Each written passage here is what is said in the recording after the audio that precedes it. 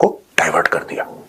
ठीक है, अब लगाओ चाइना पे सैंक्शन। इसलिए कि भारत और चाइना की जो दोस्ती है वो यकीनन आगे की तरफ बढ़ती हुई दिखाई दे रही है, और ऐसे में क्या पाकिस्तान के लिए कोई जगह रह जाएगी? पाकिस्तान कुछ भी नहीं कर सक रहा। पहले कहा गया था इसको फुल स्केल वॉर समझा जाएगा, ये कहा गया था आपके सामने, अगर ऐसा हुआ तो। और फुल स्केल वार आपके सामने जनाब, उन्होंने अपना जो काम करना था कर लिया। इंडिया खरीदता था, प्रोसेस करता था, प्रोसेस्ड ऑयल यूरोप को बेचता था।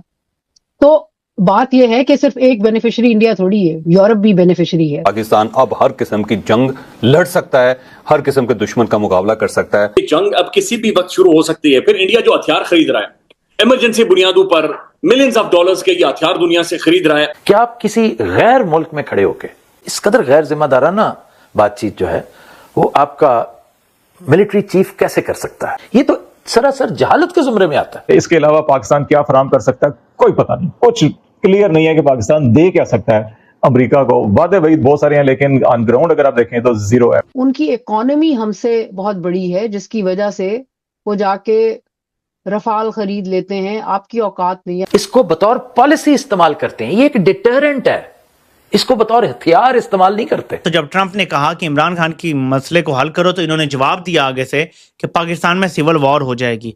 क्या आप ये चाहते हैं कि एक न्यूक्लियर आर्म्ड कंट्री में सिविल वॉर हो जाए? क्या आप चाहते हैं कि हमारे एटमी हथियार टीटीपी के हाथ लग जाएं, बीएलए के हाथ लग जाएं? और इस तरह से ट्रंप को चुप करवाया गया। अब ये बिल्कुल मुद्दा खुल के सामने आ गया है कि ये बात हुई। ये वैसे भी पाकिस्तानी कॉमन सेंस है कि हिंदुस्तान जो है वो पाकिस्तान के साथ कोई बहुत बड़ा एक्सटेंडेड जंग एफोर्ड नहीं करता, बिकॉज हिंदुस्तान की इकॉनमी जो है वो टेक ऑफ कर रही है, और हम तो बेचारे उधर ही खड़े हैं जहां 5-10 साल पहले खड़े थे, तो हमें कोई फर्क नहीं पड़ता। आपकी औकात नहीं है, आपकी जेब में घर में नहीं है दाने, अम्मा चली भुनाने, हमारी वाली बात आ जाती। 20 साल से ऊपर अमेरिकन फॉरेन पॉलिसी एस्टेब्लिशमेंट ने कोशिश करी कि भारत को अपने करीब लाया जाए। ट्रंप ने सारा गुड़ गोबर कर दिया। आप कर क्या रहे हैं? और फिर ये बात वो शख्स कर रहा है जिसका हाथ न्यूक्लियर बटन पे है। इस सूरत हाल में, इस इंतहाई दिगरगूं सूरत हाल में यह बयान देना इंतहाई खतरनाक। पहले ही हमें पोर्ट्रे उन्होंने किया हुआ है रोग स्टेट के तौर पे, फिर आप ऊपर से कह रहे हैं कि हम ईस्ट की तरफ से हमलावर होंगे आप पे, कि वहां पर अगर आपके ट्रूप्स नहीं है तो क्या आपके वहां पर एसेट्स हैं? इंडियन ध्यान तो उधर ही जाएगा। देखिए, आपको आपकी शायद जरूरत उसको टेम्परेरीली अमेरिका को, ट्रंप को है, यूक्रेन के सिलसिले में है, उसको चाइना के सिलसिले में है, सेंट्रल एशिया पे उसकी नजरें हैं, Iran is very important.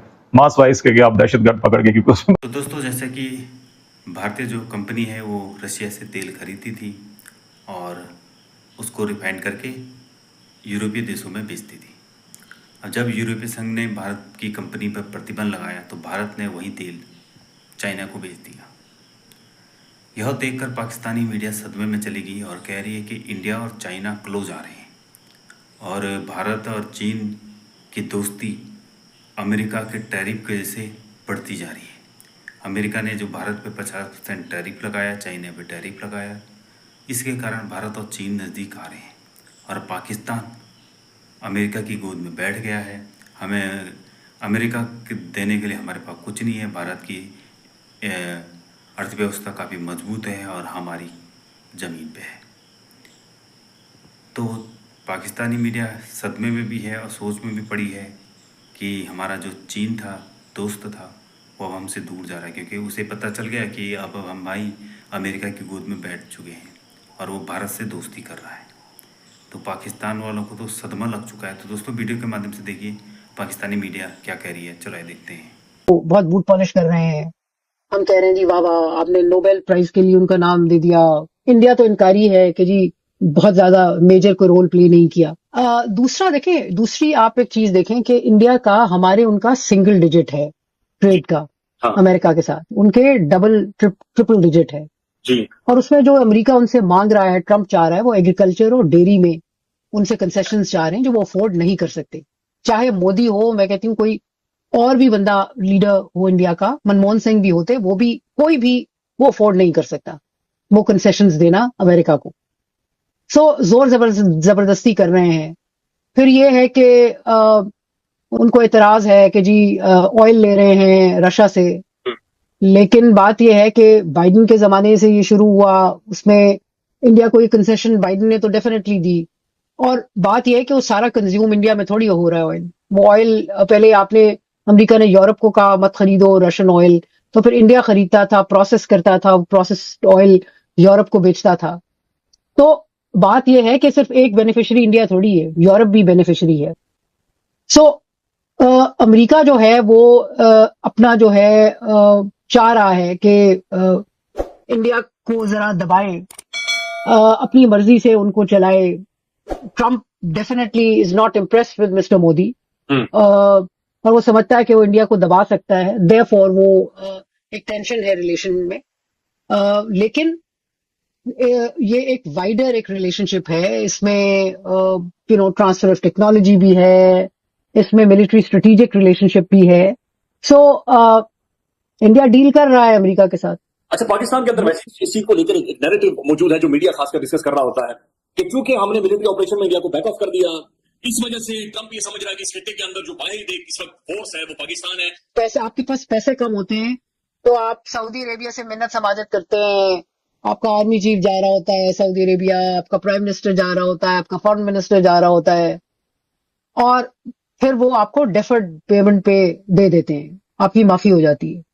America से अभी आपने जो ऑयल डील साइन की है उसमें तो आप एलसी खोलेंगे तो तेल आपको मिलेगा, और यहाँ को डेफर्ड शेफर्ड पेमेंट की फरमाइश आप कर नहीं सकते क्योंकि उसको पैसे चाहिए। टैरिफ एक चीज है और वो बड़ी इंपॉर्टेंट चीज है, और मैं कह रहा हूं सबसे इंपॉर्टेंट चीज है, लेकिन कहीं ना कहीं Donald Trump he does not know how to manage India.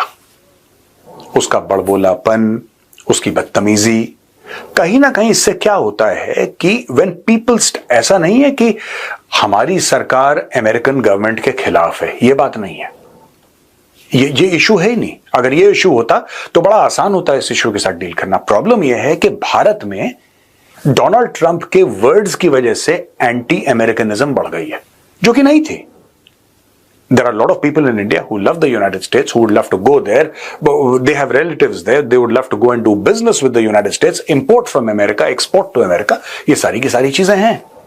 लेकिन जब अमेरिका का प्रेसिडेंट बार बार ऐसी, देखिए मैं एक चीज बताना चाहता हूं ना ट्रंप को कि आपसे पहले बड़े सारे आए यार, ठीक है, अलेक्जेंडर द ग्रेट के टाइम से लोग यहां पे आ रहे हैं, करने की कोशिश कर रहे हैं, कोई कामयाब नहीं हुआ। आप ऐसा क्यों करते हैं जिससे यहां पे लोगों का मन खराब हो और फिर आपके खिलाफ खड़े हो जाएं?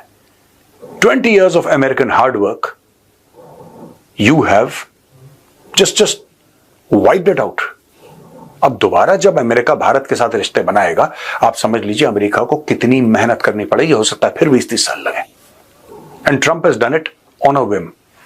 टैरिफ लगाना, फिर मैं बता रहा हूं दोस्तों, एक चीज है, ये जो बोलता है ना अपने मुंह से, उससे ज्यादा डैमेज होता है। उससे कहीं ज्यादा मुझे लगता है कि एक तो टैरिफ का डैमेज है जो कि बहुत बड़ा डैमेज है, लेकिन उससे भी मैं कहता हूं उसके बराबर या उससे थोड़ा सा कम ही होगा ये जो ट्रंप के स्टेटमेंट्स हैं। ट्रंप जिस तरीके से